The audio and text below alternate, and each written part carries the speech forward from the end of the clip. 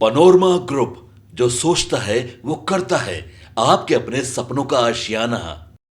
नमस्कार, आप देख रहे हैं सिटी पोस्ट लाइव और मैं हूं अंकित। भ्रष्टाचार के खिलाफ कार्रवाई में आज एक ऐसा मामला सामने आया है जिसने पूरे सिस्टम की पोल खोल दी है। एक कार्यपालक अभियंता की काली कमाई को छुपाने के लिए उसका साला मोहरा बना। अवैध संपत्ति पहले उसके नाम पर रखी गई और फिर उसे पत्नी और बेटी को उपहार के तौर पर ट्रांसफर कर दिया गया। आज इसी मुद्दे पर बात करने हमारे साथ जुड़ चुकी है मुस्कान प्रत्यूष।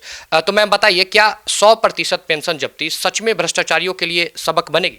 देखिए 100% पेंशन जब्ती कोई छोटा दंड नहीं है और सरकारी नौकरी में पेंशन को बुढ़ापे की लाठी कहा जाता है। ऐसे में पूरी पेंशन जब्त होना मतलब साफ संदेश है कि कमाओगे गलत तो बुढ़ापा भी चैन से नहीं कटेगा।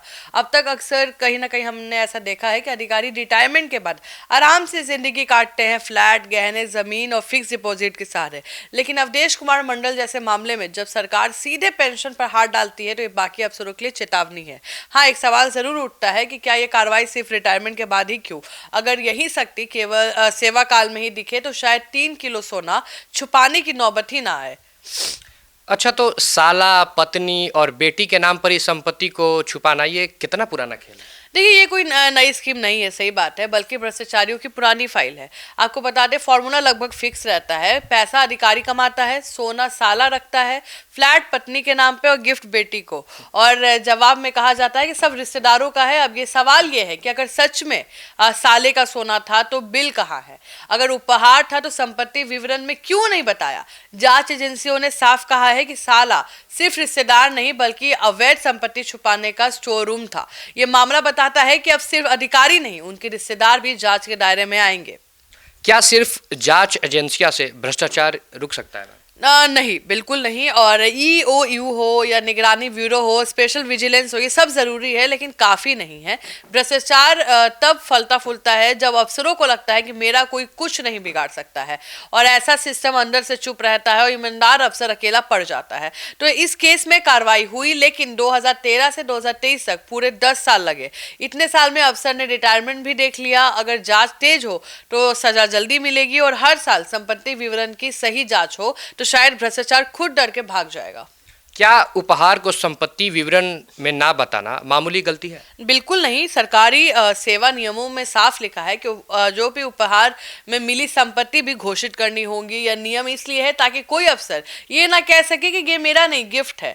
इस केस में पति, पत्नी, बेटी को मिले उपहार का कोई जिक्र नहीं किया गया। बेटी को स्वावलंबी बताया गया लेकिन आय से स्रोत नहीं बताया गया।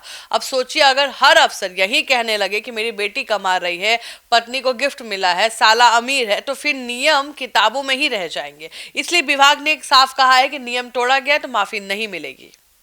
क्या यह कार्रवाई आम जनता का भरोसा लौटाने में मदद करेगी? हाँ बिल्कुल। देखिए, हाँ, लेकिन आंशिक रूप से, मतलब कुछ कम परसेंटेज में। जब जनता देखती है कि 3 किलो सोना मिला, फ्लैट पकड़े गए, साला भी आरोपी बना और 100% पेंशन जब्त हुई तो भरोसा बनता है कानून अभी जिंदा है। लेकिन जनता यह भी पूछती है कि ऐसे कितने अफसर अभी भी बचे हैं? क्या सब पर कार्रवाई होगी सिर्फ कुछ पर?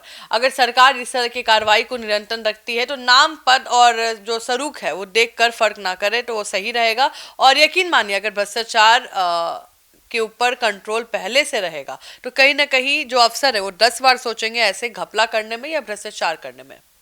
यह मामला सिर्फ एक कार्यपालक अभियंता की कहानी नहीं है, यह उस सिस्टम की तस्वीर है जहां रिश्ता ढाल बनता है, उपहार हथियार है और नियम मजाक है।